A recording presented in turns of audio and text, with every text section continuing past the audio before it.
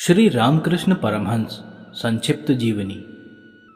सन 1855 ईस्वी में श्री रामकृष्ण ने दक्षिणेश्वर ठाकुर बाड़ी में पूजा कार्य स्वीकार किया था। इसके एक वर्ष बाद उन्हें भगवती का साक्षात्कार हुआ, जिससे उनका जीवन स्रोत दूसरी ही ओर प्रवाहित हो चला और वह सदैव भगवत भक्ति में प्रमत्त से होकर बाह्य ज्ञान शून्य रहने लगे। रामकृष्ण की माता चंद्रमणि को जब अपने पुत्र की इस दशा का समाचार लोगों से ज्ञात हुआ तो वह बहुत चिंतित हुई। वह घंटों अपने कुलदेव की आराधना करती और भगवान से उनका शुभ फल चाहती थी। निदान माता की ममता पुत्र के प्रति इतनी प्रबल हो उठी कि उसने रामकृष्ण को बुलावा भेजा। माता का आदेश पाकर ठाकुर तुरंत कामार पुकुर चले आए। वहां भी उनकी वही अवस्था रही। यह देखकर माता और बड़े भाई रामेश्वर को बड़ी चिंता हुई। ग्राम के लोगों ने समझा कि हो न हो रामकृष्ण को किसी पिशाच ने ग्रस लिया है। अतएव गांव के सयानों की झाड़ फूक भी कराई गई, किंतु फल कुछ न हुआ। भला भगवत प्रेम उन्मत्त को ये जादू टोने क्या लाभ पहुंचा सकते हैं? भक्त के लिए तो एकमात्र भगवान ही सयाने वैद्य हैं। उन्हीं के दर्शन से उसे शांति और सुख की प्राप्ति होती है। एक फारसी के कवि की कितनी सुंदर उक्ति है, अरे मूर्ख वैद्य उठ जा मेरे सिरहाने से। प्रेम के बीमार के लिए प्यारे के दर्शन के अतिरिक्त और कोई औषधि ही नहीं है। कामार पुकुर में भी ठाकुर सदैव अनमने से रहा करते थे। घर के किसी काम में उनका मन नहीं लगता था। अपना अधिकांश समय शमशान में या कहीं एकांत निर्जन स्थान में जाकर बिताते और ध्यान मग्न हो बैठे रहते थे। न कभी किसी से मिलते जुलते और न घर पर ही ठहरते थे। यह अवस्था अधिक दिनों तक न रही। इसमें परिवर्तन हुआ और वह अब शांत चित्त रहने लगे। गृह कार्य में भी माता का हाथ बटाने लगे। उनकी चंचलता और हंसी मजाक का पूर्व स्वभाव भी लौटने लगा। इस परिवर्तन से माता चंद्रमणि की चिंता कुछ कम तो अवश्य हुई, किंतु फिर भी वह सदा संदिग्ध ही रहा करती थी। ग्राम के बड़े बूढ़ों की सम्मति से यह निश्चय किया गया कि श्री रामकृष्ण का विवाह कर देना चाहिए। गृहस्थी का भार आ पड़ने पर वह स्वयं संसार के धंधों में चित्त देने लगेंगे। इस विचार से वधू की खोज होने लगी, किंतु किसी संभ्रांत और कुलीन परिवार ने उनकी निर्धनता के कारण उन्हें अपनी कन्या देना उचित न समझा। दूसरा एक कारण यह भी था कि उनकी उदासीनता और उन्मत्त अवस्था की बात आसपास के गांवों में खूब फैल चुकी थी। तब भला कोई अपनी कन्या उन्हें क्यों देता? चंद्रमणि तथा रामेश्वर इस बात से चिंतित रहने लगे। माता और बड़े भाई की इस चिंता का कारण जब रामकृष्ण को मालूम हुआ तो उन्होंने कहा, इस कामार पुकुर ग्राम से 3 मील दूर जय रामवटी ग्राम में रामचंद्र मुखोपाध्याय की कन्या मेरी धर्मपत्नी होगी, वहीं जाओ। रामेश्वर जयरामवटी गांव में गए और वहां जाने पर रामचंद्र मुखोपाध्याय ने अपनी 5 वर्षीय कन्या का विवाह रामचंद्र के साथ करना स्वीकार कर लिया। बहुत साधारण रीति से विवाह उत्सव समाप्त हुआ। धन अभाव के कारण चंद्रमणि के पास अपने गहने तो थे नहीं। उन्होंने एक धन संपन्न पड़ोसी से गहने मांगकर वधू को पहना दिए थे। अब चंद्रमणि को यह चिंता हुई कि ऐसी सुकुमार बालिका के शरीर से गहने उतारकर किस प्रकार पड़ोसी को वापस दिए जाएं। इस कार्य का भार ठाकुर ने स्वयं अपने ऊपर लिया और रात्रि में सोती हुई वधू के शरीर पर से धीरे धीरे एक एक कर सारे गहने उतार लिए। प्रातःकाल उठने पर बहू ने जब अपने अंगों पर गहनों को न देखा तो वह सिसक सिसक कर रोने लगी। सास ने बड़ी कठिनाई से बहू को यह कहकर शांत किया कि गदाधर तुम्हें बहुत से गहने देंगे।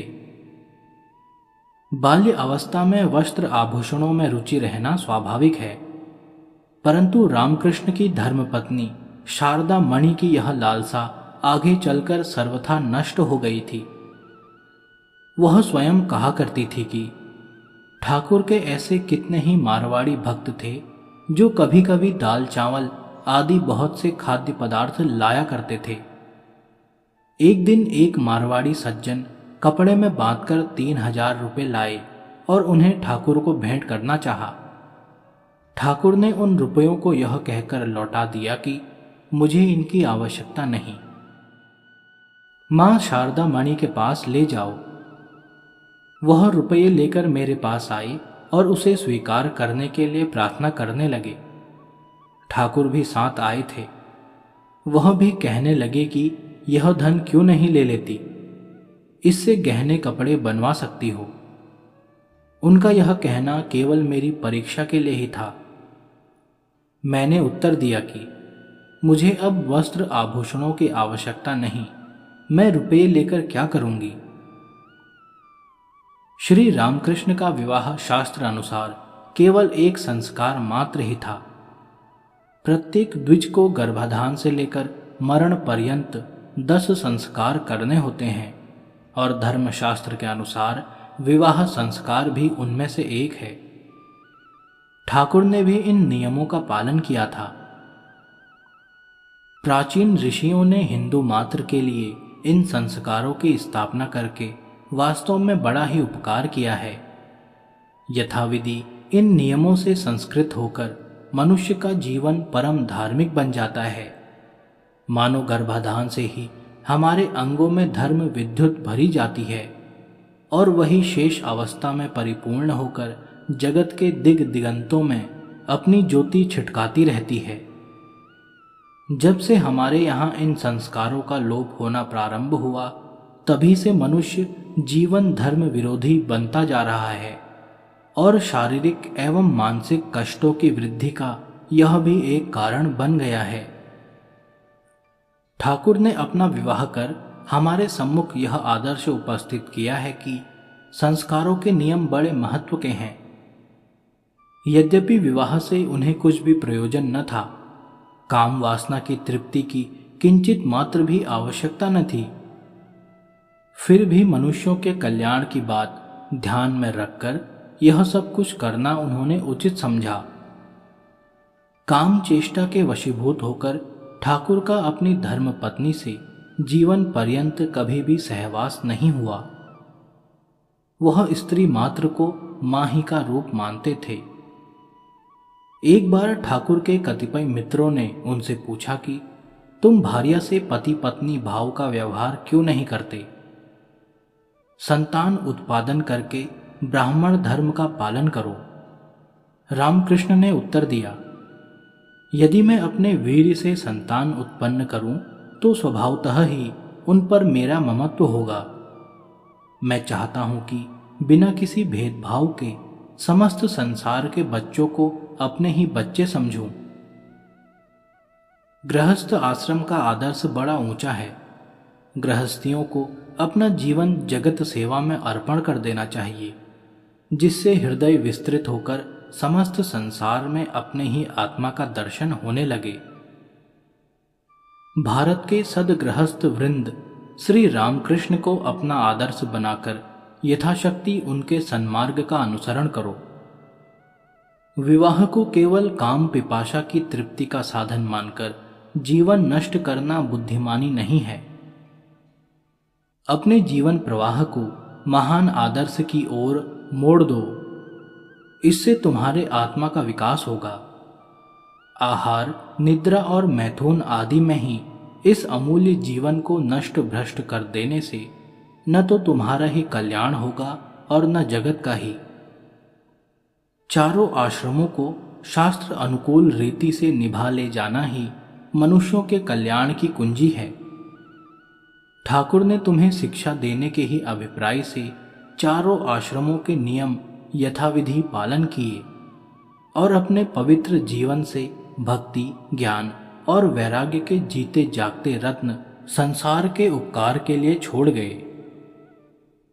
शारदा मणि को ठाकुर ने बड़ी सावधानी के साथ स्वयं शिक्षा दी थी, जिसके फलस्वरूप उनका जीवन इतना उन्नत बना कि वह वास्तव में ठाकुर की सहधर्मणी और जीवन सहचरी का यथार्थ पद प्राप्त कर सकी।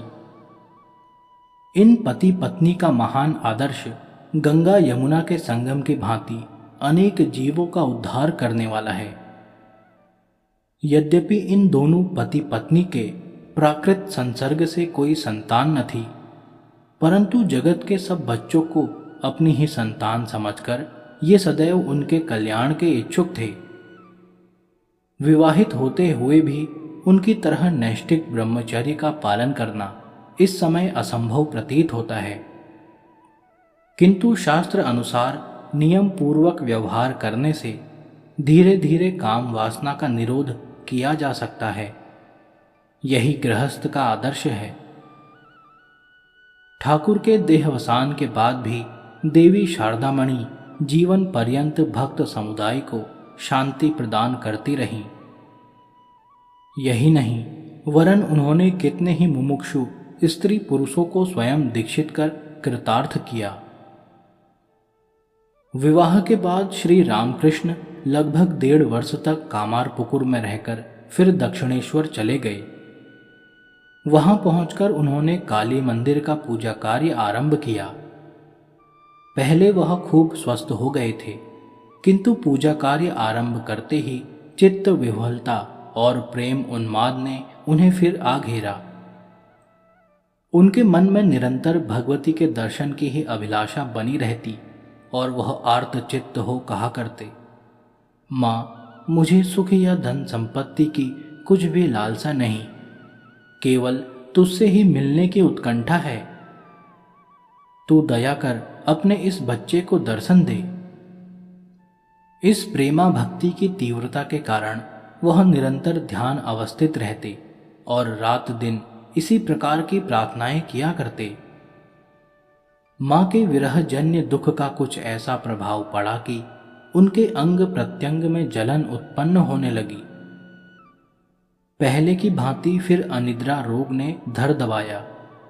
शरीर की जलन और दाह की शांति के लिए जब वह घंटों जल में खड़े रहते अथवा संपूर्ण शरीर में चंदन का लेप करते, तब कहीं उन्हें कुछ चैन मिलता था।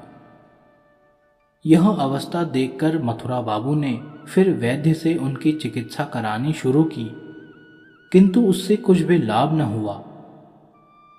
उन्हीं दिनों 29 फरवरी सन 1861 ईस्वी को रानी रासमणी का देहांत हो गया और भगवती में अत्यंत प्रेम होने के कारण उन्हें मां भगवती का साक्षात दर्शन भी अंत समय में हो गया। रानी रासमणी ने प्रेम आनंद का अनुभव करते हुए इस जगत को छोड़ दिया। रानी के देहावसान के बाद मथुरा बाबू ही समस्त संपत्ति के उत्तराधिकारी बने। ठाकुर में उनकी श्रद्धा दिनों दिन बढ़ती गई। वह सब तरह से उनकी सेवा में तत्पर रहा करते थे। ठाकुर के सरल स्वभाव और हृदय की पवित्रता का उन पर बड़ा प्रभाव पड़ता था और यही कारण था कि ठाकुर की आज्ञा का पालन करने में मथुरा बाबू अपना सौभाग्य मानते थे। एक दिन प्रातःकाल श्री रामकृष्ण भगवती की पूजा के लिए बगीचे में फूल चुन रहे थे।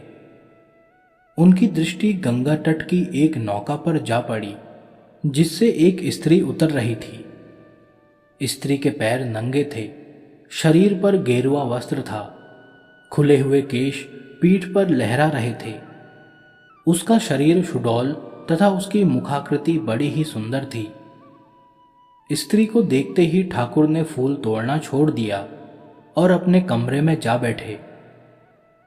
कमरे में हृदय को बुलाकर कहा, देखो, गंगा किनारे एक सन्यासिनी आई है, उसे मेरे पास ले आओ। उस स्त्री को अपने बुलाए जाने पर तनिक भी संदेह या आश्चर्य न हुआ। वह तुरंत हृदय के साथ आई और कमरे में प्रवेश करते ही वह रामकृष्ण से कहने लगी, बच्चा, तू यहाँ है? मैं तुझे गंगा के किनारे ढूंढते ढूंढते थक गई। इतना तो मुझे मालूम था कि तू कहीं गंगा के किनारे रहता है, किंतु किस स्थान विशेष में रहता है यह न जान पाई थी। इतने दिनों के बाद आज तू यहां मिला। ठाकुर ने कहा, मां, तू मुझे कैसे जानती है? बात यह थी कि ब्राह्मणी का घर भी दक्षिणेश्वर में ही था। उसका नाम तो योगेश्वरी था, किंतु दक्षिणेश्वर में लोग उसे ब्राह्मणी कहकर पुकारा करते थे।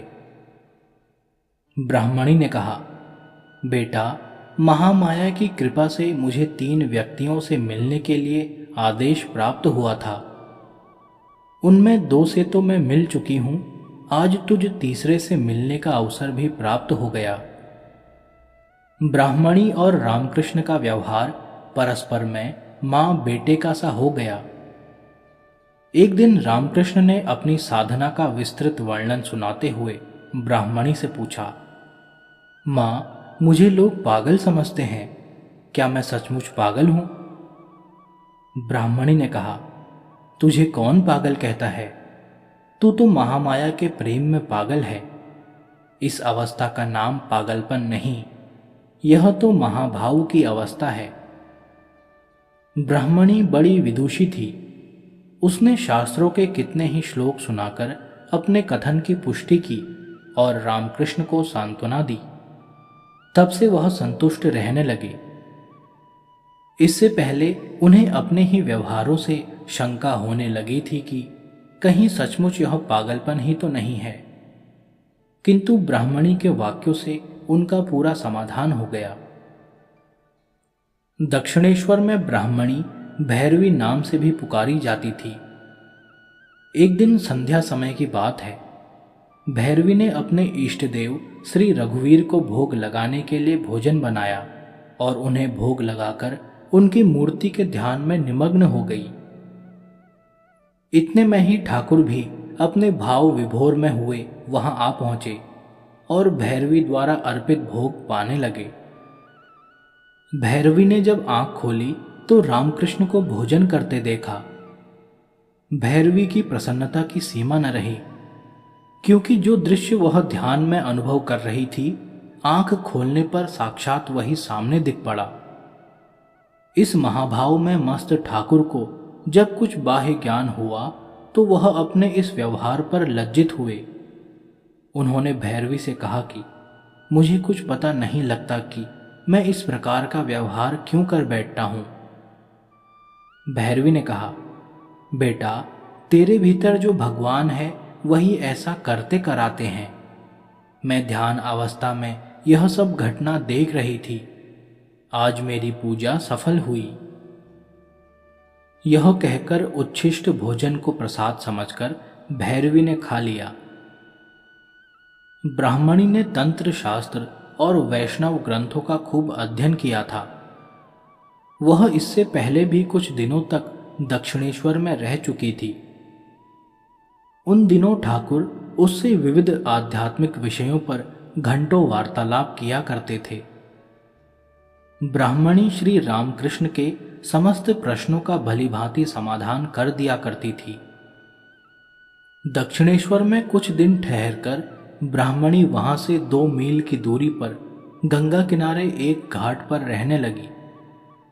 वह प्रतिदिन दक्षिणेश्वर आती थी और कभी कभी ठाकुर भी उससे वार्तालाप करने के लिए उनके स्थान पर जाया करते थे। ब्राह्मणी का श्री रामकृष्ण के साथ पुत्र भाव था। वह उच्च कोटि की वैष्णव और भक्त थी। ठाकुर की अद्भुत अवस्था और मनोभाव को देखकर ब्राह्मणी को यह विश्वास हो गया था कि यह उच्चतम भूमिका में स्थित है। ब्राह्मणी का यह निश्चय देखकर सभी लोग ठाकुर को बड़े आदर और श्रद्धा भक्ति की दृष्टि से देखने लगे। ब्राह्मणी और श्री रामकृष्ण का पारस्परिक प्रेम इतना बढ़ गया कि अंत में श्री रामकृष्ण ने उसे अपना गुरु मान लिया। ब्राह्मणी के आज्ञा अनुसार वे तांत्रिक साधना में प्रवृत्त हुए और शीघ्र ही उसमें सिद्धि भी प्राप्त कर ली। साधारण मनुष्य जिन साधनाओं को वर्षों में भी पूरा नहीं कर सकती, उन्हें श्री रामकृष्ण ने कुछ दिनों के अभ्यास से ही सिद्ध कर लिया। योग की सिद्धियां प्राप्त हो जाने पर योगी प्रकृति के वश में नहीं रहता, वह महाशक्तियों का स्वामी बन जाता है। इसलिए जगजननी ने एक समय रामकृष्ण को ध्यान अवस्था में इन सिद्धियों से सावधान रहने का उपदेश दिया। उसी दिन से ठाकुर सिद्धियों को घृणा की दृष्टि से देखने लगे और अपने सब अनुयायियों को भी यही शिक्षा देने लगे। तांत्रिक सिद्धियों के प्राप्त हो जाने पर श्री रामकृष्ण के शरीर में एक अद्भुत सौंदर्य का प्रादुर्भाव हुआ। उनके शरीर का रंग सुनहरा हो गया। सुनहरा भी ऐसा हुआ कि उनकी बाह के सुवर्ण कंकड़ का और उनके शरीर का रंग एक में मिल गया था। लोग इस सौंदर्य पर चकित थे, मुग्ध थे। श्री रामकृष्ण ने इस सौंदर्य को छिपा देने और आंतरिक सौंदर्य प्रदान करने के लिए भगवती से प्रार्थना की। तदुपरांत वह सुंदरता लुप्त हो गई और शरीर पहले जैसा सांवला हो गया। इन्हीं दिनों उन्हें भगवती का पूर्ण साक्षात्कार हुआ और उनसे लाभ उठाने के लिए प्रतिदिन कितने ही लोग उनके पास आने जाने लगे। दक्षिणेश्वर का काली मंदिर एकांत तथा पवित्र स्थान में है। गंगा सागर और पुरी की यात्रा करने वाले बहुत से साधु, वैरागी और गृहस्थ लोग मार्ग में विश्राम करने के लिए यहाँ ठहरा करते थे। उन दिनों उधर रेलगाड़ी नहीं जाती थी। यात्री मार्ग में विश्राम करते हुए यात्रा किया करते थे। ऐसी ही किसी यात्रा में एक दिन एक वैष्णव साधु वहां आए। एक कमंडलू और एक पुस्तक के सिवा उनके पास और कुछ भी न था। साधु नित्य उस पुस्तक की पूजा करते और कभी कभी उसे पढ़ा भी करते थे। एक दिन ठाकुर ने उनसे पुस्तक दिखाने का आग्रह किया। पुस्तक देखने पर मालूम हुआ कि उसके प्रत्येक पृष्ठ पर केवल 2 शब्द ओम राम बड़े बड़े लाल अक्षरों में लिखे हुए हैं। इसका कारण पूछने पर साधु ने बतलाया कि अनेक वेद वेदांतों और शास्त्रों को पढ़ने से क्या लाभ है, केवल भगवान का नाम स्मरण करना ही पर्याप्त है। वेदों और शास्त्रों में जो कुछ भरा हुआ है वह एक ही परमात्मा के भिन्न भिन्न नामों की भिन्न भिन्न व्याख्याएं हैं। नाम और नामी में कुछ भेद नहीं। यही कारण है कि मैं एक नाम से ही संतुष्ट हूं। इसी प्रकार एक दिन एक और साधु आए। उनके चेहरे से दिव्य ज्योति छिटकती थी। वह बिना कारण घंटों मुस्कुराते रहते। प्रातःकाल या संध्या समय जब कभी वह बाहर निकलते तो आकाश, गंगा और वृक्षों की सुंदरता पर मोहित होकर कभी जोर जोर से हंसते और कभी नृत्य करने लगते थे। वह कहा करते, प्रभु धन्य तुम और धन्य तुम्हारी अद्भुत लीला। आहा, यह जगत कितना सुंदर है। एक दिन की बात है, केश और नख बढ़ाए, धूल में सने, भूत से बने, फटी पुरानी गुदड़ी पहने एक साधु काली मंदिर में आए और भगवती के सामने खड़े होकर ऐसे अद्भुत भाव से स्तोत्र पढ़ने लगे कि सुनने वालों के रोंगटे खड़े हो गए। फिर वह भिखारियों के साथ भोजन करने लगे, किंतु उनकी इस भयावनी दशा को देख किसी ने उन्हें पंक्ति में नहीं बैठने दिया। जब सब लोग खा चुके और जूठी पत्तलें बाहर फेंक दी गई तो देखा गया कि एक पतले के बचे अन्न को एक कुत्ता खा रहा है और कुत्ते के गले में प्रेम के साथ अपनी बाहें डालकर वह साधु भी उसी पत्तल में खा रहे हैं। कुत्ता उनके साथ चुपचाप खा रहा था, मानो दोनों बड़े पुराने मित्र हैं। यह दृश्य देखकर श्री रामकृष्ण ने हृदय से कहा कि वह महात्मा पागल नहीं है। यह परम ज्ञान प्राप्ति के बाद की अवस्था है। इतने में खा पीकर वह साधु चल पड़े। हृदय उनके पीछे दौड़ा। साधु फाटक के बाहर निकल गए थे। पीछे पीछे जाते हुए हृदय ने कहा, महाराज मुझे कुछ ऐसा उपदेश देते जाइए जिससे मेरा कल्याण हो।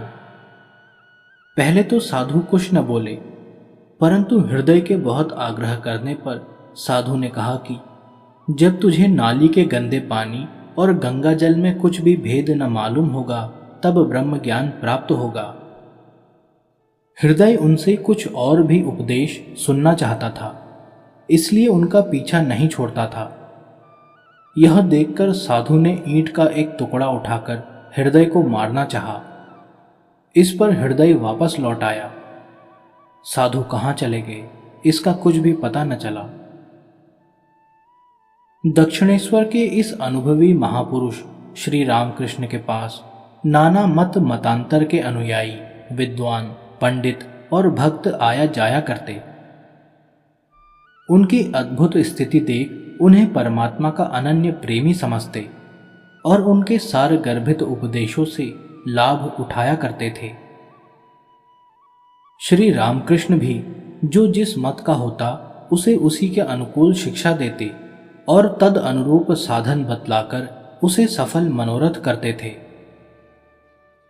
वर्धमान के तत्कालीन विख्यात पंडित पद्मलोचन श्री रविंद्रनाथ ठाकुर के पिता श्री देवेंद्रनाथ ठाकुर और ब्रह्म समाज के प्रवर्तक बाबू केशव चंद्र सेन आदि अनेक विद्वान श्री रामकृष्ण के पास आया करते थे। सन 1884 ईस्वी में दक्षिणेश्वर में एक साधु आया। वह श्री राम का बड़ा भक्त था। उसने अपने इष्ट देव का नाम रामलला रख छोड़ा था और उनकी धातुमयी मूर्ति सदैव अपने पास रखता एवं नित्य अत्यंत प्रेम के साथ उनकी सेवा पूजा किया करता था। उसका प्रेम बड़ी ही उच्च कोटि का था। उसको भगवान का साक्षात्कार भी हो चुका था। भगवान की मूर्ति उसकी दृष्टि में पार्थिव मूर्ति नहीं थी। वह उसे साक्षात चिन्मय सर्वशक्तिमान प्रभु ही समझता और यथार्थ में वैसा ही अनुभव करता था। साधु का नाम जटाधारी था। रामलला को सुकुमार बालक समझकर वह बड़े प्रेम से उन्हें भोजन कराता, उनके साथ खेलता और उन्हें शयन कराकर फिर स्वयं सोता था। भगवान रामलला की निष्काम भाव से सेवा पूजा करने में जटाधारी अपने शरीर की बिल्कुल परवाह नहीं करता था। वह रामलला की दिव्य छटा निरख निरख कर ऐसा तन्मय हो गया था मानो उसकी दृष्टि में जगत का अस्तित्व ही नहीं है। यही प्रेम की पराकाष्ठा है। इस तन्मयता में ही परम आनंद का अनुभव होता है। यही जीवन मुक्त अवस्था है। इस प्रेम उन्माद के कारण समस्त जगत ब्रह्ममय दिख पड़ता है। समस्त विश्व उस प्रियतम की ही लीला भूमि दिखाई देने लगता है। जीव फिर पृथक जीव नहीं रहता। भेद नष्ट होकर उसे अभेदत्व का साक्षात्कार हो जाता है। प्रतिमा पूजा का खंडन मंडन करने वाले लोग मन वाणी से अगोचर इस प्रेम की महिमा को क्या जाने। यदि भाग्यवश इस अद्भुत प्रेम अमृत की एक बूंद भी उन्हें मिल जाए तो उन्हें अपना सारा वाद विवाद तथा अपनी समस्त वाक पटुता व्यर्थ जान पड़े। प्रेम आनंद का अनुभव होते ही सारे वितंडावाद और शास्त्रार्थ के खेल सारहीन प्रतीत होने लगते हैं। जटाधारी की प्रीति श्री रामकृष्ण के साथ इतनी बढ़ गई कि उसने अपने भगवत साक्षात्कार का सब गुह्य वृतांत उन्हें कह सुनाया। वह इस बात को किसी से नहीं कहता था, परंतु परस्पर का प्रेम होने से गुप्त भाव छिपे नहीं रहते। श्री रामकृष्ण का जटाधारी से ऐसा घनिष्ठ प्रेम हो गया था कि वह दिन भर उसके ही पास बैठे रहते और उसके प्यारे रामलला की मधुर शिशु लीला देखा करते। उन्हें यह प्रत्यक्ष दिखाई देता कि जटाधारी के हाथ से रामलला भोजन कर रहे हैं। कभी रामलला उससे कोई और चीज मांग रहे हैं, कभी बालक की तरह हट करते हैं, कभी रूठकर बैठ जाते हैं। इन सब लीलाओं को देख देख कर ठाकुर को बड़ा आनंद मिलता था। श्री रामकृष्ण के निकट रहते रहते रामलला की उनसे भी प्रीति हो गई। यहाँ तक कि जब तक वह रामलला के पास रहते तब तक तो रामलला संतुष्ट रहते। उनके चले जाने पर उन्हीं के पीछे पीछे उनके कमरे में चले जाते। श्री रामकृष्ण उन्हें कभी नाचते देखते, कभी रामलला उनकी पीठ पर बैठ जाते, कभी उनकी गोद में आ बैठते और कभी बाहर बगीचे में नंगे पांव ही जाकर फल तोड़ने लगते। ठाकुर उन्हें मना करते तो उनकी कुछ परवाह न कर वहीं कांटों में फिरते रहते और मुंह बनाकर उल्टा उन्हें चिढ़ाने लगते। श्री रामकृष्ण कहा करते थे कि जब कभी मैं उनकी चपलता और हठ पर क्रोधित होकर उनको तमाचा मार देता और जब वह आंखों में आंसू भरकर दीन भाव से मेरी तरफ देखने लगते तो मुझे बड़ा दुख होता। तब मैं रामलला को अपनी गोद में बैठाकर उन्हें प्यार करता और पुचकार पुचकार कर संतुष्ट करता। ठाकुर एक और घटना का हाल इस प्रकार कहा करते थे कि एक बार रामलला ने कोई ऐसी चीज खाने को मांगी जो उस समय मेरे पास न थी। वह हट करने लगे तो मैंने बिना कूटे धान ही खाने को दे दिए, जिन्हें वह चबाने लगे। चबाते चबाते उनकी कोमल जीभ कट गई। यह देखकर मेरा हृदय करुणा से भर गया और बड़े प्यार से उन्हें अपनी गोद में बैठाकर मैं कहने लगा कि माँ कौशल्या तो तुम्हें बड़े लाड से माखन मलाई खिलाती थी। मैं कैसा कठोर हृदय निर्धन हूँ जो तुम सरीखे कोमल कमनीय शिशु को ऐसा मोटा कच्चा अन्न खाने को देता हूँ। जिस समय ठाकुर इस घटना का वर्णन करने लगते तो प्रेम में ऐसे विह्वल हो जाते कि ऊंचे स्वर से रोने लगते, जिससे सुनने वालों का हृदय भी विकल हो जाता और वह भी रो पड़ते थे। जटाधारी बाबा रामलला के लिए भोजन तैयार कर उन्हें बुलाता तो वह न आते। ढूंढने लगता तो उन्हें श्री रामकृष्ण के साथ खेलते हुए पाता। पकड़कर ले जाता और कहता कि भोजन तैयार है, मैं तुझे ढूंढता ढूंढता थक गया और तू यहाँ आराम से निश्चिंत बैठा खेल रहा है। ठीक ही है, तू बड़ा कठोर है, तुझे किसी की भी परवाह नहीं। राजा दशरथ को छोड़कर तू वन में चला गया। वह बेचारा तेरे विरह में मर ही गया, पर तू मरते समय भी उससे मिलने न गया। इस तरह धमकाता हुआ वह रामलला को अपनी कुटिया में ले जाता और उसे भोजन कराने लगता। बाबा को बहुत दिन दक्षिणेश्वर में ठहरना पड़ा, क्योंकि रामलला श्री रामकृष्ण को छोड़ कहीं जाना नहीं चाहते थे। एक दिन जटाधारी रोता हुआ ठाकुर के पास आया और कहने लगा कि रामलला ने अपनी असीम कृपा से मेरा मनोरथ पूरा कर दिया है। उसने मेरी इच्छानुसार साक्षात दर्शन दिए हैं, परंतु वह अब कहता है कि मैं तेरे साथ नहीं जाऊंगा। मैं भी इस बात से दुखी नहीं हूं। मुझे यही संतोष है कि रामलला यहाँ तुम्हारे पास रहकर प्रसन्न है। मैं उसे सुखी देखकर संतुष्ट हूं, इसलिए अब मैं जाता हूं। उसी समय वह कहीं चला गया। रामलला ठाकुर के पास रहे। तभी से रामलला की मूर्ति दक्षिणेश्वर कालीवाड़ी में मौजूद है। इस घटना से श्री रामकृष्ण का मनोहर वात्सल्य भाव प्रकट होता है। उन्होंने सब प्रकार के प्रेम भावों का अनुभव किया था। शास्त्रों में वर्णित साधनों से बहुत सी साधनाएं उन्होंने की और उनमें सिद्धि प्राप्त की। सैकड़ों मनुष्य दक्षिणेश्वर में जाकर रामलला की मूर्ति को देखते हैं, परंतु उनकी दृष्टि में वह केवल धातु की मूर्ति ही है। यदि उनसे इस सत्य घटना का वर्णन किया जाए तो उन्हें इस पर विश्वास ही नहीं होता। श्री रामकृष्ण के भाव और साधारण मनुष्यों के भावों में महान अंतर है। कौन कह सकता है कि हम भगवान से मिलने के लिए व्याकुल हुए और हमने उन्हें नहीं पाया? कौन कह सकता है कि हमने प्रभु के मिलने की लगन में अपना सर्वस्व न्यौछावर कर सच्चे हृदय से भगवान को ढूंढने की कोशिश की पर वह आशुतोष नहीं मिले। अपने अनन्य भक्त को वह भक्त वत्सल उसी के भावों के अनुसार साक्षात दर्शन देते हैं। ऐसे अनुभवी महाभाग्यशाली भक्तों को वह विभु सर्व अंतर्यामी प्रभु इस माया से प्रत्यक्ष दिखने वाले जगत से भी स्पष्ट और सत्य रूप से दृष्टिगोचर होते हैं। इस जगत में भगवान ही एक सत्य वस्तु हैं और तो सब केवल उनकी चलती फिरती छाया है। तांत्रिक साधना में सिद्धि प्राप्त करने के पश्चात श्री रामकृष्ण ने वैष्णव साधनाओं से भी उन्हीं के भावों के अनुसार भगवत दर्शन प्राप्त किया। शांत, दास्य, सख्य, वात्सल्य और माधुर्य भावों की पृथक पृथक रीति के अनुसार तन्मय होकर सिद्धि प्राप्त की।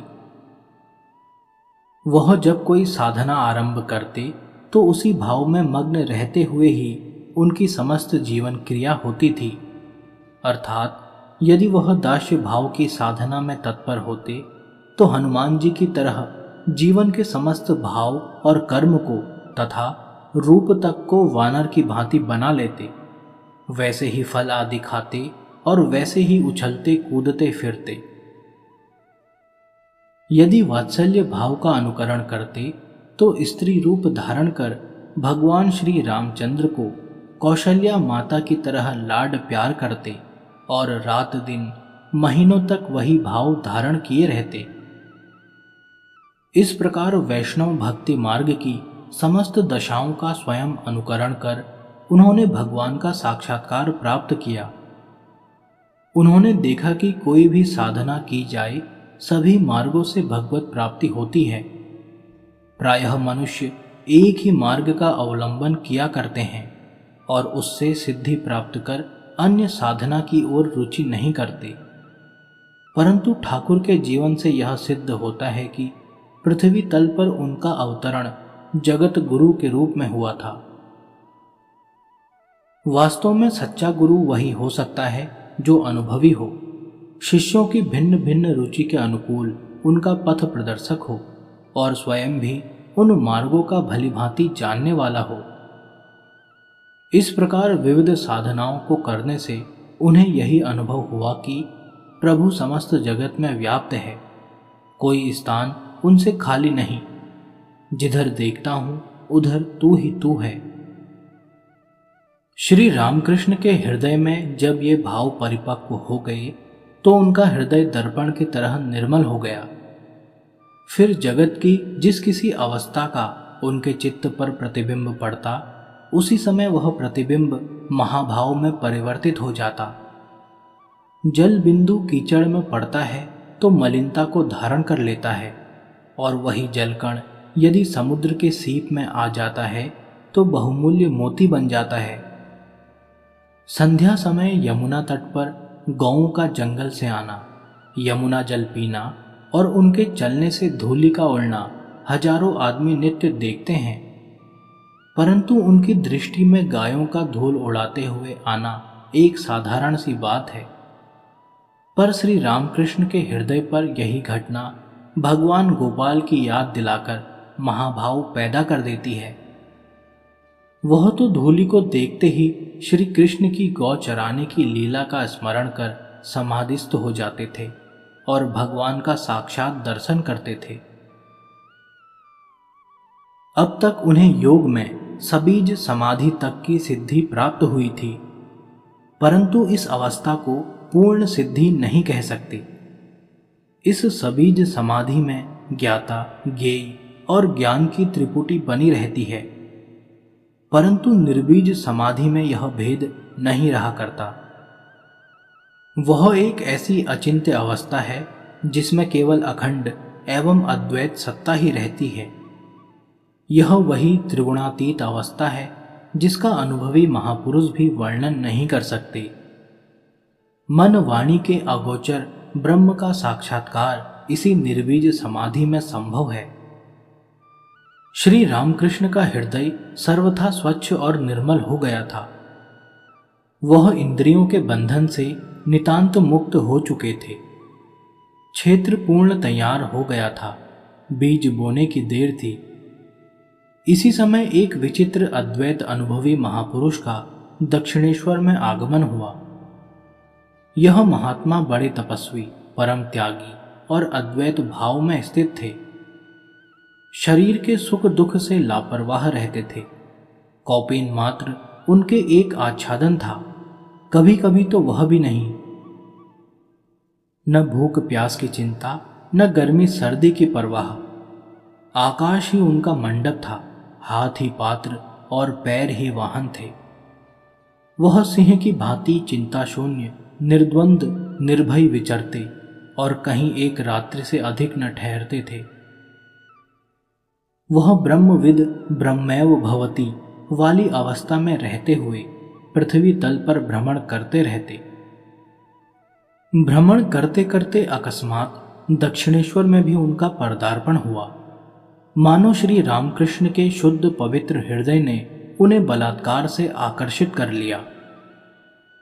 शिष्य रूपी क्षेत्र जब ज्ञान रूपी बीज के बोए जाने का अधिकारी बन जाता है, तो सदगुरु रूपी कृषक स्वयं ही कार्य की पूर्ति के लिए आ मौजूद होता है।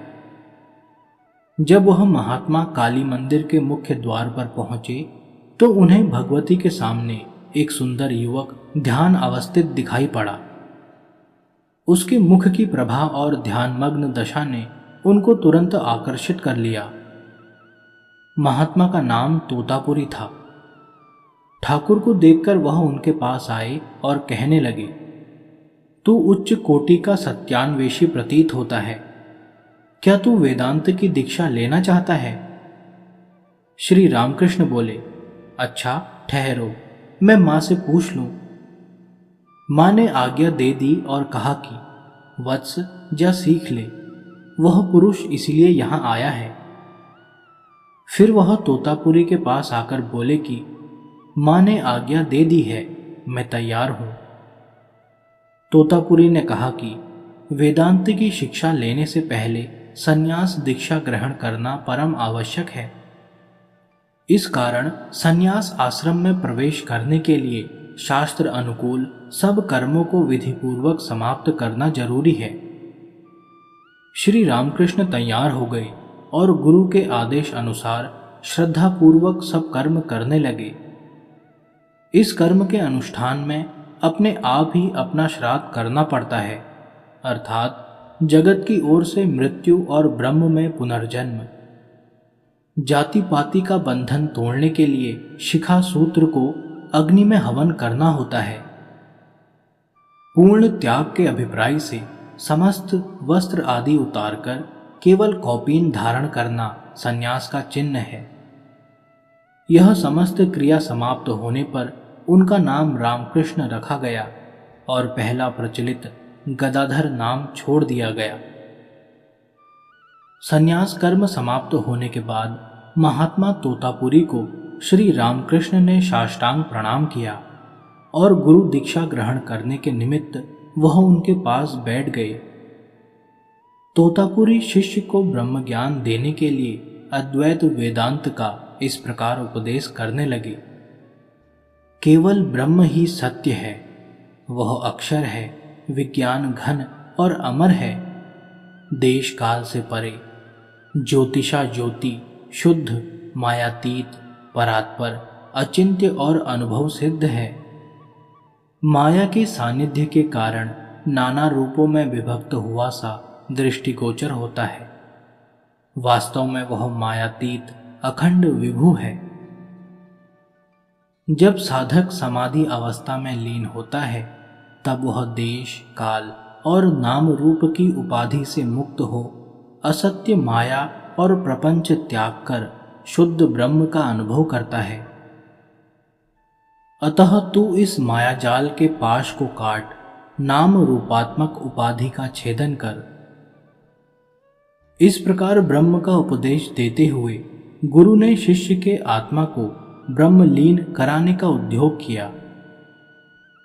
तोतापुरी ने कहा कि तू अपने मन को समस्त द्वैत प्रपंच से हटाकर अपने आत्मा में लीन कर ले, परंतु श्री रामकृष्ण पूर्णतया ऐसा न कर सके। नाम रूप जगत से तो अपने मन को उन्होंने हटा लिया, परंतु आनंदमयी भगवती का रूप उनके मन से अंतर्हित नहीं हुआ। कई बार उन्होंने मायातीत ब्रह्म का ध्यान करने की चेष्टा की, परंतु मां के उसी रूप का साक्षात्कार हो जाता था। उन्होंने निराश हो गुरु से कहा, भगवान, मायातीत शुद्ध ब्रह्म का ध्यान करना मेरे सामर्थ्य से परे है। तोतापुरी उत्तेजित हो बोले, कैसे नहीं होगा, करना पड़ेगा। इतना कहकर वह अपने चारों ओर कुछ देखने लगे। इतने में एक कांच का टुकड़ा दिखाई पड़ा। उस टुकड़े को उठाकर श्री रामकृष्ण के भूमध्य पर जोर से दबाकर बोले कि अब इस जगह ध्यान कर। ठाकुर धैर्य धरकर ध्यान अवस्थित हुए तो उन्हें फिर उसी भगवती के रूप का अनुभव होने लगा। उन्होंने साहस द्वारा विवेक बल से उस रूप को हटाया और वह निर्विकल्प समाधि में मग्न हो गए। अब वह देश काल अनुभूति से मुक्त हो सच्चिदानंद ब्रह्म के स्वरूप में लीन हो गए। ज्ञाता ज्ञान ज्ञेय का भेद जाता रहा और उनका शरीर निश्चल हो गया। तोतापुरी यह अवस्था देख कमरे का ताला बंद कर बाहर चले आए और शिष्य की समाधि खुलने की प्रतीक्षा करने लगे। प्रतीक्षा करते करते 3 दिन 3 रात बीत गए, परंतु उनके जागने का जब कोई शब्द न सुना तो किवाड़ खोल भीतर गए। श्री रामकृष्ण को उसी समाधि अवस्था में देख वह चकित रह गए और विचारने लगे कि जिस अवस्था को मैंने 40 वर्षों के कठोर परिश्रम से प्राप्त किया था, इसने 3 ही दिनों में उसे पा लिया। यह कोई अपूर्व पुरुष है। ठाकुर का श्वास उच्छ्वास बंद था, दिल की धड़कन भी बंद थी। इस निर्विकल्प समाधि को उतारने के लिए अब तोतापुरी ने चेष्टा की। धीरे धीरे श्री रामकृष्ण को बाह्य ज्ञान होता गया और अंत में गुरु को सामने बैठा देख उन्होंने साष्टांग प्रणाम किया। गुरु ने भी इस अद्भुत शिष्य का आलिंगन किया। यद्यपि तोतापुरी एक स्थान पर 3 दिन से अधिक नहीं रहा करते थे, परंतु अपने अपूर्व शिष्य को अद्वैत ज्ञान में पूर्ण रूप से स्थित करने के लिए वह 11 महीने दक्षिणेश्वर में रहे। तोतापुरी जी पंजाबी थे। बाल्यावस्था में ही उन्होंने घर बार छोड़ दिया था और नागा संप्रदाय के एक मठ के अध्यक्ष से संन्यास दीक्षा ली थी। गुरु के समाधिस्थ होने पर वह मठाधीश बनाए गए थे। उनका शरीर बलिष्ठ था और वह सदैव ही बाहर घूमते फिरते थे। वह अधिक समय ध्यान अवस्थित ही रहा करते थे। तोतापुरी ज्ञान योगी थे। प्रेम भाव में आंसू बहाना, नाचना, ताली बजाना आदि को वह पागलपन समझते थे। उनका विश्वास था कि इस तरह करने से ब्रह्म अनुभव नहीं हो सकता। माया को केवल ब्रह्मात्र समझते थे और मायातीत ब्रह्म में ही उनका विश्वास था। एक दिन गुरु शिष्य दोनों बैठे वेदांत विषय पर वार्तालाप कर रहे थे। धूनी जल रही थी। इतने में बगीचे का एक नौकर चिलम भरने के लिए धूनी में से आग ले गया। इस पर तोतापुरी क्रुद्ध होकर उस पर चिमटे का प्रहार करना ही चाहते थे कि श्री रामकृष्ण, यह बड़े शर्म की बात है, कहकर हंसने लगे। तोतापुरी के इस हंसने का कारण पूछने पर ठाकुर ने कहा कि मैं अपने ब्रह्मज्ञान की गंभीरता को देख रहा था। आप अभी कहते थे कि ब्रह्म ही सत्य है और समस्त जगत उसका रूप है, परंतु क्षण भर के बाद ही आप सब भूल गए और उस आदमी को मारने लगे। माया का कैसा अटल प्रभाव है। इस पर तोतापुरी गंभीरता से विचार कर कहने लगे कि तुम सच कहते हो, मैं तमोगुण के वश में हो गया था। क्रोध वास्तव में महान शत्रु है। अब क्रोध को कभी पास नहीं फटकने दूंगा। वास्तव में माया का प्रताप अचिंत्य है। ब्रह्म और माया अभिन्न है। इन्हीं की लीला से जगत का विस्तार है। जब तक भगवती महामाया की दया नहीं होती, तब तक ब्रह्म दर्शन नहीं होता। तोतापुरी का शरीर दृढ़ और बलवान था। वह कभी रोग से पीड़ित नहीं हुए थे, परंतु भगवती ने उन्हें अपना प्रभाव दिखाने और अपनी सत्यता का अनुभव कराने के अभिप्राय से दयाद्र होकर पूर्ण ज्ञान देने की कृपा की। ब्रह्म और माया दोनों का ज्ञान ही पूर्ण ज्ञान है। भगवती का तोतापुरी पर अनुग्रह करना निम्नलिखित घटना से स्पष्ट जान पड़ेगा। बंगाल में रहने के कारण तोतापुरी का शरीर कई मास तक क्षीण होने लगा। उनकी इच्छा वहां से जाने की हुई, परंतु श्री रामकृष्ण के प्रेम के कारण वह जा नहीं सके। रोग निवृत्ति के लिए चिकित्सा कराई गई, परंतु सब निष्फल हुई। वह ज्ञान के दृढ़ अभ्यासी थे। बार बार मन को देह की स्मृति से हटाते, परंतु कुत्ते की पूंछ की तरह वह फिर फिर कर देह अध्यास रूप अपना टेढ़ापन न छोड़ता। एक दिन पीड़ा अधिक बढ़ गई तो उन्होंने मन को वश में कर ब्रह्म में लीन करने की कोशिश की, परंतु सफल न हुए। कई बार चेष्टा की, फल कुछ न हुआ। तब आप कहने लगे कि इस दुष्ट शरीर के कारण आज मैं मन को वश में न कर सका, इसलिए इसको अब मैं गंगा में बहा दूंगा। मैं शरीर नहीं हूं, इसके कारण वृथा कष्ट होता है। इस मनोरथ से वह ब्रह्म ध्यान में मन लगाकर गंगा में चले गए। चलते चलते गंगा पार हो गए, परंतु कुछ नहीं हुआ। गंगा सूख गई है या यह केवल भ्रममात्र है? माया का कैसा अद्भुत खेल है! भगवान की कैसी विचित्र लीला है! यह विचार ही रहे थे कि मन के सामने से पर्दा उठा और महामाया का साक्षात दर्शन हुआ। समस्त जगत उन्हें जगजननी का अचिंत्य लीला स्थल दिखाई देने लगा। वह उन्हें सर्वत्र व्याप्त अनुभव होने लगी। कोई जगह उनसे खाली नहीं। उन्हें साक्षात ज्ञात हुआ कि वही ब्रह्म है। ब्रह्म और माया में कुछ भेद नहीं, एक ही सत्ता के दो रूप हैं। जब यह क्रिया रहित शांत होती है तो उन्हें अव्यक्त निराकार ब्रह्म कहते हैं, परंतु जब वही अद्वैत सत्ता जगत की सृष्टि, पालन और संहार करने वाली क्रिया करने लगती है तो उन्हें शक्ति या माया के नाम से संबोधन करते हैं। वास्तव में निराकार और साकार ब्रह्म में कुछ भी भेद नहीं। जैसे दूध और उसकी सफेदी अभिन्न है, या जैसे मणि और उसकी प्रभा में भेद नहीं है, वैसे ही ब्रह्म और माया अभिन्न है। यह विचित्र घटना देख भगवती का नाम लेते हुए वह दक्षिणेश्वर में वापस आकर श्री रामकृष्ण से कहने लगे, अहो, कल मुझे महामाया का साक्षात्कार हुआ और रोग की पीड़ा भी नष्ट हो गई। यह पीड़ा ही मेरे लिए मित्र बन गई। अब मुझे पूर्ण ज्ञान हुआ है। मेरा पहला ज्ञान अधूरा था। कुछ दिन पीछे एक दिन गुरु शिष्य काली मंदिर में मां को प्रणाम कर रहे थे कि दोनों को अनुभव हुआ मानो मां ने अब तोतापुरी को जाने की आज्ञा दे दी है। कुछ दिन बाद तोतापुरी दक्षिणेश्वर से विदा हो गए। श्री रामकृष्ण तोतापुरी के जाने के बाद 6 मास तक नितांत बाह्य ज्ञान शून्य अवस्था में रहे। उन्हें न तो अपने शरीर की सुधि थी और न दिन रात का ज्ञान। वह सदैव समाधि अवस्था में रहते थे। भेदभाव बिल्कुल चला गया। ऐसी दशा में योगी का शरीर प्रायः 21 दिन तक ही रहता है, परंतु जगजननी को अभी उस शरीर से जगत के कल्याण के लिए बहुत कुछ काम लेना था। इस कारण महामाया ने उनके शरीर को नष्ट नहीं होने दिया। इन्हीं दिनों उन्हें पेचिस का रोग हो गया और बहुत पीड़ा होने लगी। इस व्याधि के कारण वह 6 मास तक कष्ट भोगते रहे। तदंतर वह रोग मुक्त हुए।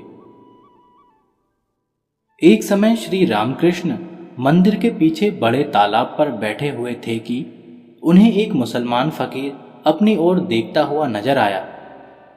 उसे कोई संत समझकर वह उसके पास गए और बड़े आदर भाव से उसका अभिनंदन कर उसे अपने साथ ले आए।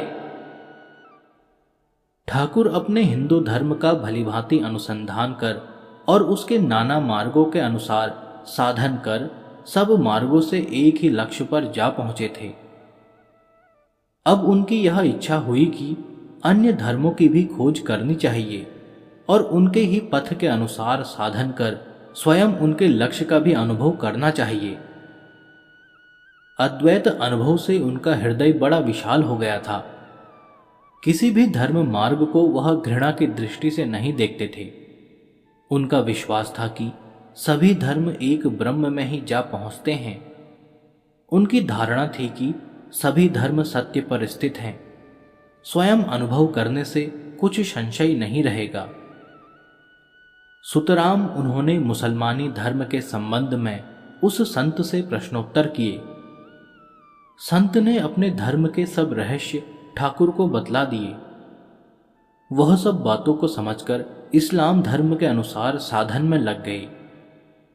उनके हृदय में उस समय इस्लाम धर्म का भाव पूरी तरह से प्रवेश कर गया था। यहां तक कि उन्होंने दक्षिणेश्वर की 4 दीवारी में भी रहना छोड़ दिया था। कहते हैं 3 ही दिन पीछे उन्हें पहले हजरत मोहम्मद का साक्षात्कार हुआ, फिर निर्गुण ब्रह्म का अनुभव। इसी प्रकार ईसाई धर्म के मतानुसार साधन करके भी वह उसी अद्वैत पद पर पहुंचे। क्या हमारे देश के पृथक पृथक मतावलंबी ठाकुर के इस अनुभव से शिक्षा ग्रहण करेंगे? हिंदू मुसलमानों के सदैव के वैमनस्य ने भारत की उन्नति में बड़ी बाधा पहुंचाई है। इस दुराग्रह ने राजनीतिक उन्नति को ही धक्का नहीं पहुंचाया, वरन पारमार्थिक और आध्यात्मिक विकास की जड़ भी खोखली कर दी है। इस द्वेष का कारण केवल अविद्या और क्षुद्र हृदयता है। यदि भारत की उन्नति करना अभिष्ट है तो पहले एक दूसरे के धर्मों का निष्कपटता से अध्ययन करना होगा। स्वार्थ त्याग तथा प्रेम भाव से द्रवीभूत हो परस्पर प्रीति बढ़ानी होगी। सभी मत मतांतर परमात्मा के और उसकी प्रजा के साथ प्यार करना सिखाते हैं। खेद है इस धर्म उपदेश को अविद्या के अंधकार में भुलाकर गौण बातों पर ही हम लोगों ने लड़ना भिड़ना शुरू कर दिया है। ठाकुर कहा करते थे कि भगवान के अनेक नाम हैं, अनंत रूप हैं। चाहे जिस नाम रूप का सरल हृदय से स्मरण करो, उसी के द्वारा परमेश्वर से मिलाप हो सकता है। जैसे जल एक ही है, कोई उसे पानी कहता है तो कोई वाटर, कोई जल कहता है तो कोई आओ। इसी प्रकार एक ही सच्चिदानंद भिन्न भिन्न नामों से पुकारा जाता है। कोई उसे कृष्ण कहता है तो कोई शिव या देवी कहता है।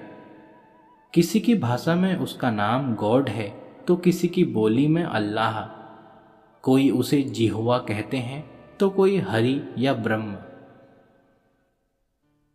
अनेक भावों द्वारा कठिन साधना करके श्री रामकृष्ण ने जिन जिन सिद्धांतों की अनुभूति की वह बड़े ही महत्व की है।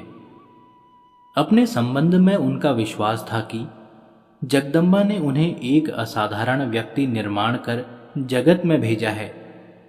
इसी कारण उन्हें इसी जन्म में थोड़ी ही साधना से सिद्धि प्राप्त हुई, जिसे साधारण मनुष्य कई जन्मों के निरंतर परिश्रम से भी नहीं पा सकते। नाना धर्म मार्गों के अनुकूल साधना करने के उपरांत उनका यह निश्चय हो चुका था कि सभी पथ एक ही लक्ष्य ब्रह्म धाम में जा पहुंचते हैं। वहां पहुंचने पर सारे भेदभाव का नाश होता है। परंतु उस लक्ष्य की प्राप्ति के लिए नाना प्रकृतियों के मनुष्यों के लिए अपनी अपनी मानसिक अवस्था के अनुकूल नाना धर्म पथों का अवलंबन करना स्वाभाविक है। जिसकी जैसी प्रकृति हो उसके लिए वैसे ही मार्ग का अनुसरण करना उपयुक्त है, अन्यथा पथ भ्रष्ट हो जाने की आशंका है। श्री भगवान गीता में कहते हैं, स्वधर्मे निधनम श्रेयः परधर्मो भयावह। द्वैत, विशिष्टाद्वैत और अद्वैत सिद्धांतों के विषय में उनकी यह धारणा थी कि ये तीनों ही सिद्धांत अपनी अपनी आध्यात्मिक उन्नति के अनुकूल प्रतिष्ठित हैं। वाद विवाद से अपने सिद्धांत की पुष्टि करना निष्प्रयोजन है। सारे विवाद बुद्धि तक ही रह जाते हैं।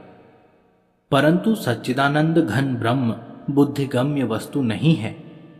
वह तो अनिर्वचनीय और स्वानुभव गम्य है। मन बुद्धि की गति विशिष्टा द्वैत तक ही रह जाती है। सिद्ध अवस्था में ही ब्रह्म और प्रकृति के अभेद का अनुभव होता है। जगत में सभी पदार्थ ब्रह्ममयी हैं, केवल नाम रूप का भेद है। जो मनुष्य इंद्रियों के बंधन से मुक्त नहीं हुए, वे द्वैत भाव से ही साधना करने के अधिकारी हैं। ऐसे जीव अद्वैत सिद्धांत का भलीभांति अनुभव नहीं कर सकते। बुद्धि से पार जाकर ही अद्वैत अनुभूति हुआ करती है। बुद्धि द्वारा अद्वैत सिद्धांत का निश्चय कर लेना ही अनुभूति नहीं है। कर्म अकर्म के संबंध में श्री रामकृष्ण के विचार थे कि मन के परम शुद्ध त्रिगुणातीत हो जाने पर मनुष्य से बंधन कारक कर्म बन ही नहीं सकते। वह उदाहरण दिया करते थे कि जब कोई युवती स्त्री गर्भवती होकर संतान की माता बनने को होती है, तब उसके गृहस्थ का भार और नाना कर्म आप ही आप कम होने लगते हैं। संतान उत्पत्ति के पश्चात तो उसके सभी कर्म छूट जाते हैं। केवल बच्चे के पालन का ही एक कर्म उसके लिए शेष रह जाता है। साधारण मनुष्यों के लिए अनासक्त बुद्धि से कर्म करना ही श्रेष्ठ है। जैसे नौकर अपने मालिक के निमित्त काम तो सभी करता है, परंतु मन में वह खूब जानता है कि मालिक की संपत्ति और कार्य का फल मेरा नहीं है। यही कर्म योग है। भगवत स्मरण करते हुए नित्य अपने प्राप्त कर्तव्यों कर्मों को करते रहना ही कर्म योग का रहस्य है। श्री रामकृष्ण के बड़े भाई रामेश्वर का, जो कुछ दिनों से कामारपुकुर में रहने लगे थे, देहांत हो गया। रामेश्वर का चित्त बहुत उदार था। वह किसी भी साधु सन्यासी को निराश नहीं किया करते थे। कुछ न कुछ सेवा करना ही अपना परम कर्तव्य समझते थे। दक्षिणेश्वर मंदिर में उनकी जगह उनके बड़े बेटे रामलाल की नियुक्ति हो गई। ठाकुर रामेश्वर के परलोक गमन के समाचार से यह सोचकर चिंता करने लगे कि वृद्धावस्था में शायद माता को पुत्र वियोग से बड़ा शोक हुआ होगा। परंतु चंद्र देवी को कुछ भी दुख नहीं हुआ। इस घटना की सूचना पाकर वह बोली, प्राणी मात्र को एक दिन मरना ही है, दुख करने से क्या लाभ। शारदा देवी सन 1874 के अप्रैल मास में दूसरी बार दक्षिणेश्वर आईं और अपनी सास के साथ नौबत खाने में रहने लगी। परंतु वह जगह बहुत ही तंग थी, इसलिए एक दूसरी कुटिया बनवा दी गई। वह वहीं रोज ठाकुर के लिए भोजन बनाया करती थी और श्री रामकृष्ण भी प्रायः प्रतिदिन ही कुछ समय उनके पास बैठा करते थे। पेचिश हो जाने के कारण सन 1875 के सितंबर मास में वह अपने नहर जयराम वटी को लौट गईं। वहां जाने पर एक बार तो रोग बढ़ा, परंतु धीरे धीरे शांत हो गया। शारदा के जाने के बाद सन 1876 के मार्च मास में चंद्र देवी का देहांत हो गया। मृत्यु के समय उन्हें लोग गंगा तट पर ले गए। श्री रामकृष्ण के माता के चरणों पर पुष्पांजलि समर्पण करने पर उन्होंने शांतिपूर्वक शरीर छोड़ दिया। उनकी अंत्येष्टि क्रिया ठाकुर के भतीजे रामलाल ने की। श्री रामकृष्ण को सन्यासी होने के कारण क्रिया करने का अधिकार नहीं था।